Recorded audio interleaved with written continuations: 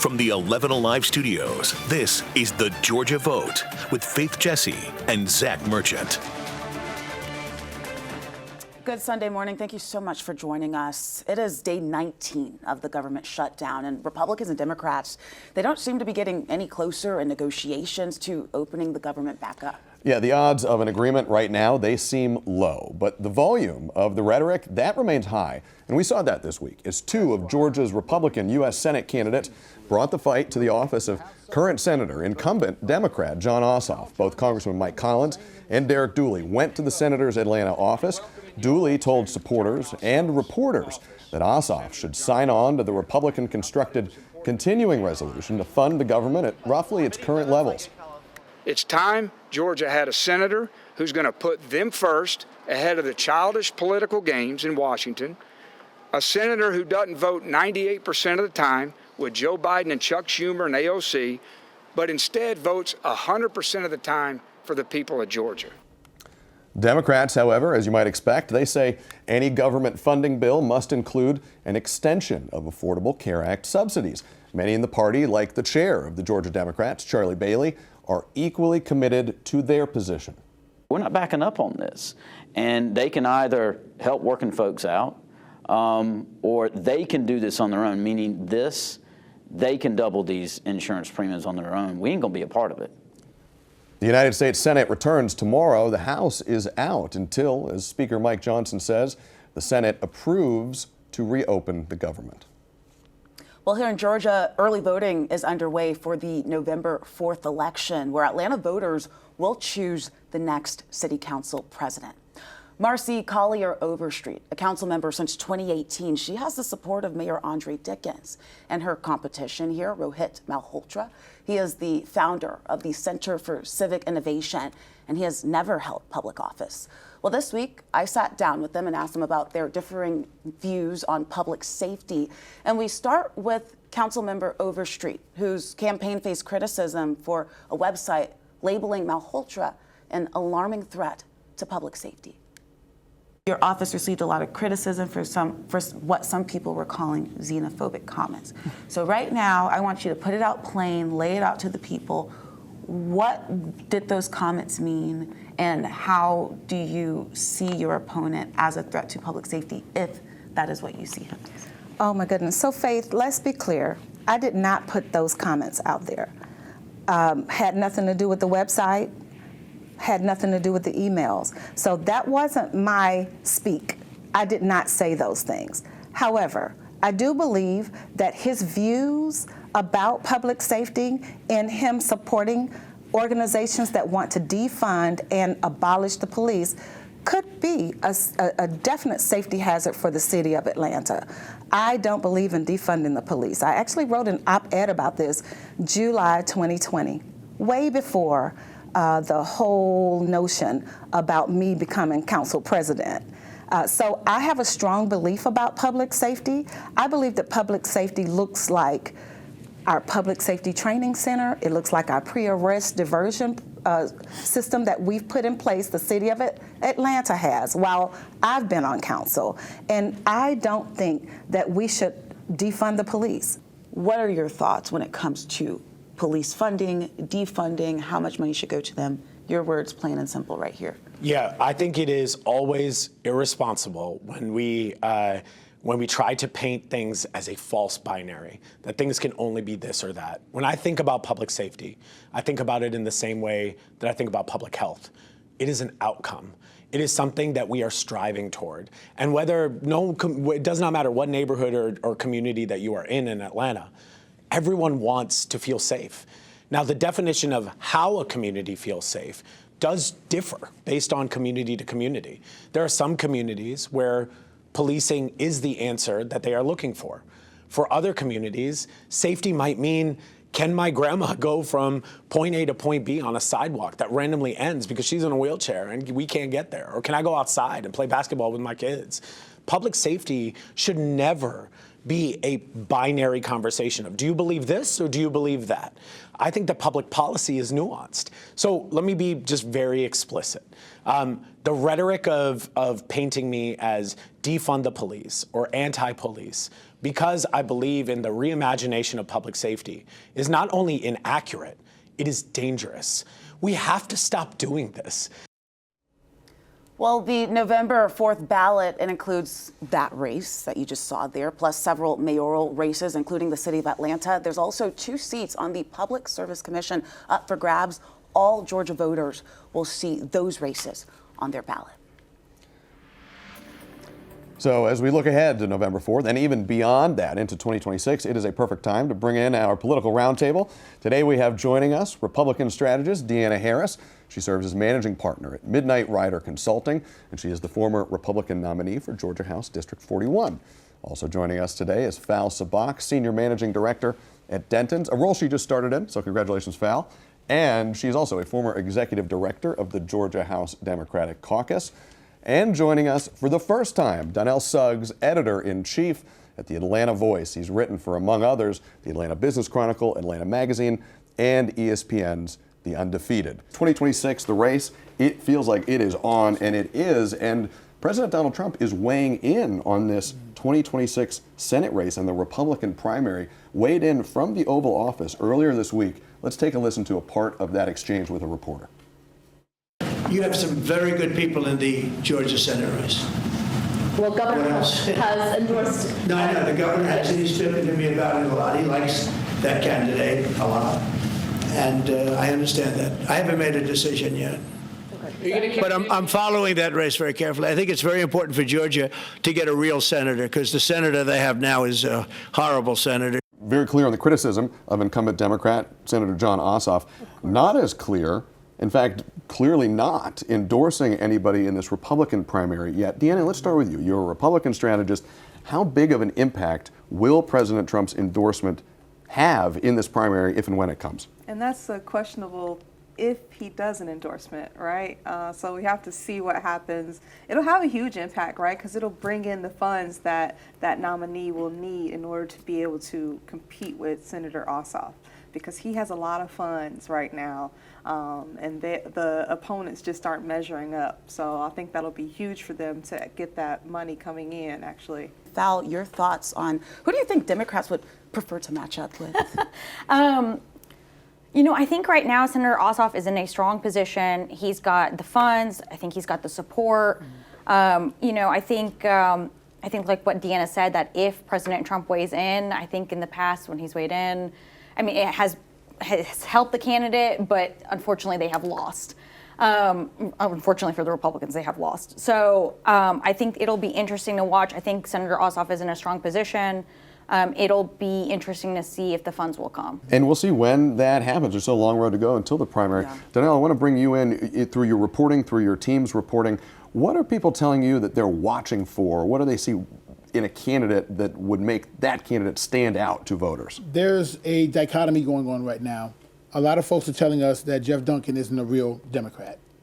A lot of folks are telling us that the same old names like Ossoff and Warnock, that's for later, but Ossoff are comfortable names and people they trust. So you're getting a little bit of everything when you're talking between about the Senate and the gubernatorial race. Senate and the gubernatorial race. You're getting a lot of people getting comfortable with the people they trust. And in that case, that's an Ossoff. He's on the ground a lot, and he's been out in community events and what have you. So they do trust him. So it was going to take quite the endorsement to get him out of office, because it didn't work the first time when he ran. So I don't know if it's going to work again. But whoever that person gets that Trump endorsement, they have to be a pretty strong candidate to get him out. I think we have stronger candidates, though, right? Our options are a lot better than the last time. I truly believe. Wow. Okay. And I'm a strong Republican, but I like, you know, the spread we have currently, you know. And there's a lot of people that agree with you, and we'll see with the primary. I want to shift gears if we can. We don't have much time, but Donnell, I want to bring you back in because you were there helping to moderate. You were on the panel for the mayoral race. Another debate that took place there were the candidates that we just saw here for Atlanta City Council. Right. What stands out to you between these two candidates? You have one that has no political experience, and you have Mr. Malhotra. Then you have Marcy Kohler Overstreet, that is in Atlanta, born and bred. Again, another familiar face, another person that's been at all kinds of events and red carpets, etc. And if voters don't want to do any research, they'll just go with the person they see most often. And I feel like that's an advantage for her. And she's in city council, obviously. So she has the backing of Andre Dickens as well, Mayor Andre Dickens felt. Yeah, I think that that's going to help her. What's going to be interesting to see, and we're seeing this in other cities like New York, across the nation, is it going to be the establishment? Is it going to be somebody who can bring in new energy to the party? And so I think we're watching that dichotomy kind of play out in our city. So it'll be interesting to see. And it'll depend on which voters turn out to the voting booth as well. Stay with us. We'll be back after this break. Well, State Representative Mandy Ballinger, she passed away last weekend after a long and brave fight with cancer. Ballinger was a Republican from Canton and Cherokee County. She served the people of District 23 for more than 10 years. Governor Brian Kemp recognizing her work on commissions dealing with juvenile justice and domestic violence, saying in a statement that her service made a considerable impact on the lives of countless Georgians. Representative Ballinger was also remembered by Cherokee County's newest senator, that's Jason Dickerson. He was sworn in after winning a runoff election last month. The Republican from District 21 is impressed and surprised by the voter turnout in both the special election and then the runoff. In the August election, 21,000 people came out and voted for the special election, which was unprecedented. If you talk to any of the candidates and any of the consultants, we had all estimated around 5,000 people, and it was unbelievable. And then so when you look at the runoff, 31,000 people turned out, which from a historical standard was unheard of. Yeah, very big race there. Dickerson comes to Atlanta representing a district that includes parts of Cherokee and North Fulton counties. A Democratic contender in the governor's race picked up a notable endorsement this week. President Jimmy Carter's grandson, Jason Carter, he announced that he is supporting former state senator Jason Estevez. In this week's Sunday Conversation, we talk with Carter about his own political journey and his decision to back Estevez. I'm close with him. We communicated on an almost daily basis. I have seen his heart and his wisdom with his children, as a husband in his family, as a caregiver for his mom.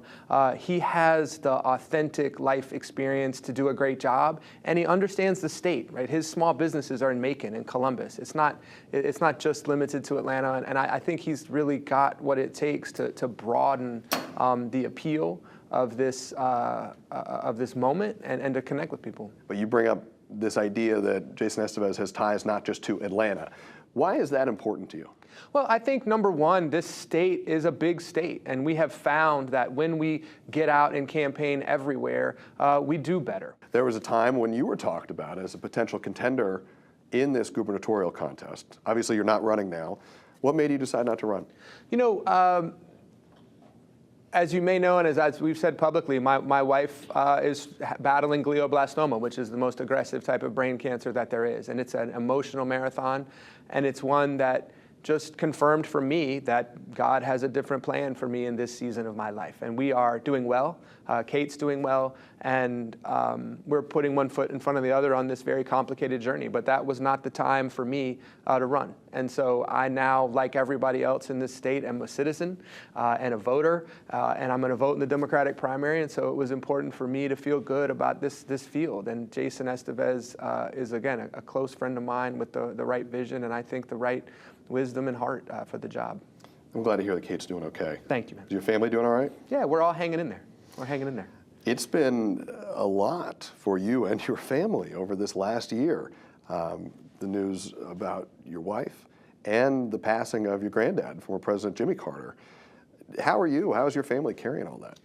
Thank you for asking. I mean, we're actually doing good. One of the great parts of my grandfather's legacy is twofold. One, you know, he left the Carter Center and his life's work in a position that it could carry on without him, right? His active involvement stopped some years ago, and so he left a lot of people to help carry that legacy. And as we have confronted it, you know, we've been through it. My family is very close, and we have all processed his passing in different ways. But really, one of the remarkable pieces of it is how many other people have given us support and have continued to help us carry on that legacy. So we're doing great. Do you think you will ever return to elected politics? I don't know. I don't know if I'll ever return or not, but I know it's important. I know it's important. I know that I believe in my heart that good people need to do it. And if I ever thought that I was the right person for the job, I would think about it. But it's also intoxicating. It's a difficult thing to do as a human being. And so you have to really be in it with your whole heart and your whole family's support. So that is just a part of our conversation. The full interview with Jason Carter is available on 11 Alive Plus. We should also note most other Democratic candidates did not respond to requests for comment about that endorsement. State Representative Rua Roman said that she would continue to work to earn everyone's support, and she added that she was open to co-endorsements. This is a good time now to bring back in our political roundtable. Fal, let's start with you from a Democrat's perspective. You've got a lot of candidates in the Democratic primary for governor right now. We've got endorsements starting to come in. It's not just Jason Carter's. There have been a lot of them so far in this cycle already. What does a candidate need to do to stand out in this crowded field? Yeah, I mean, right now it's, you have all sorts of people from every aspect of the spectrum that are in this primary. A lot of the candidates, I think they're doing the right thing. They're focusing on raising the money, making sure, because if you don't have the money, you can't really communicate with folks. So I think what they need to be doing right now is reaching out to the right groups, making sure that they have money in their coffers, and they just need to make sure that they're taking advantage of the incumbent Republican administration and those talking points, and making sure that they are hitting all the right points that tell people we're the right party who are going to sit and fight for you. And on that point, that messaging, I think we are seeing a shift in the Democratic Party to really talk about those bread and butter issues and less about Donald Trump. I'm seeing that on the ground. Danelle, are you seeing that as well? I am too. I think campaigning has really helped. Getting out in front of people and not mentioning Donald Trump and what's going on in Washington and kind of sticking it to Georgia has helped a lot of candidates. So they need to do a lot more of that. Deanna, your thoughts? Well, that's kind of why they lost last time, so I can see why they would make improvements, but I just don't know if the numbers are quite there yet for Democrats. They have, like you said, a huge variety of individuals that are running for that nomination, but Jason Estevez seems like he's really coming out very strong, so he has a good profile for that seat. Let's talk about, you said there's a huge variety of candidates on the Democratic side. Deanna, you're a Republican. You have quite a bit of variety on your side of the line here, too, in this gubernatorial primary. You've got Secretary of State Brad Raffensperger, Attorney General Chris Carr, and Lieutenant Governor Burt Jones, all significant names in this Republican primary for governor. Same question to you. What do they need to do to stand out and emerge as the kind of locking up this primary? Well, the variety part might not be so much for us, right? They're all lock and step on the conservative values for the most part. The only person who might be a little bit different and outside of the spectrum would be Raffensperger.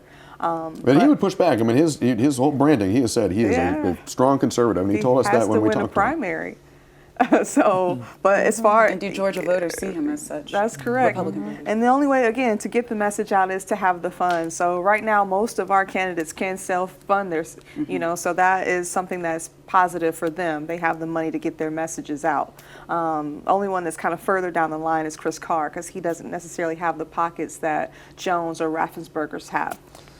Chris Carr would probably push back on that too. He'd probably say it's a long road to go. We're hearing money and messaging. That's the message from the panel here. Guys, we appreciate you as always. The Georgia Vote will be right back after this. Welcome back. Early voting is underway for the November 4th election already. One of the local races we are watching is in the city of South Fulton. That's right. Well, the current mayor has 8 challengers on the ballot. And this week, Joe Ripley with the 11 Alive political team spoke with South Fulton voters. It's a lot of names on there. Some I recognized, some I didn't. The South Fulton mayor's race drew Dee Robinson to the polls on the first day of early voting. I want somebody to think about the people rather than themselves. Mayor Khalid Kamal is running for re-election despite facing a criminal trespassing charge tied to allegedly breaking into a private lake house and allegedly spending $70,000 without approval. 8 challengers are vying to unseat him. I just like to see the city realize its potential. Jeremy Bolton says anyone can make a difference in local elections that typically don't see as high a turnout as presidential or midterm elections. And it does start at the local level. You know, you got to vote on the people who take care of you at home before you start taking care of people who vote for you and supposedly take care of you from afar. Dee Robinson loves the convenience. With issues like public safety, affordability, and development top of mind, she wears her peach sticker with pride. And I want somebody who can try to bring businesses to the community beyond warehouses, some fine dining, if possible, all those kind of things. It's the same thing other communities have. Joe Ripley, 11 Alive News. Well, up next, find out what this week's Voice of the Voter is fighting for. We head into the ring when we come back. This week, our Voice of the Voter takes us to Southwest Atlanta, where gym owner Rahman Ali built a fighter for life. He says it's a place for the community to put differences aside and come together. And now he hopes our elected officials will do the same. This is a fighter for life boxing. All right, so we get everybody in the ring, Brian. Hey, don't even try to throw that punch. Good, 1-2 roll. I grew up Stone Mountain, Decatur area. Went to Stone Mountain High School. Hands tight, keep it tight. Drop down. People think, oh no, I don't want to get my head knocked off. But it's not about that. It's really about self-improvement here at the Fighter for Life. There you go, keep moving, keep moving. Good. Good. There you go, good motion. Let me hear it.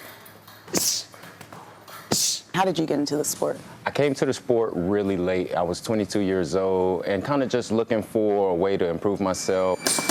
And I felt like boxing was a great way to do it. What is the most rewarding part of this whole experience for you? I started this journey about 15 years ago, not quite knowing exactly where I would land. So, to see us grow and thrive, literally coming from nothing, I just feel very fortunate. Congratulations on that. That's incredible. How do you feel our elected officials are doing right now? And how do you feel that politics is playing a role in your life? On a national level, I'll be honest, I let that national level stay right where it is, and I focus on a grassroots local level. That's more where I feel like I have more control and more say-so in the things that are happening around me. But on a national level, I would love to see the two parties work together and not always fight each other. It always seems that they're bickering for position and power versus real change and affecting the community. We have the greatest country in the world, but yet we have such disparity. And I think if you want to find growth in America, you need to look at the disparities and try to make some correction there. And that's where you're going to get the most growth for the country. What are you most concerned about right now? I'm most concerned about the economy. As a business owner, I still want to grow. I want to thrive. We're just getting started here, and we want to continue to have a bright future. So the economy is a very important factor for me. On the flip side of that, what are you most optimistic about? I'm most optimistic about us eventually coming together as one people. Yeah, I think that's what it calls for, and through all the chaos and things that are happening, we'll realize that we need each other and we need to work together. Amen to that. Need each other, work together, and I got my boxing. I'll show you some moves. You were not messing around in there. I took notice. All right, well, thank you so much for being with us today. We appreciate it. We hope to see you back here next Sunday at 11 for another edition of the Georgia Vote.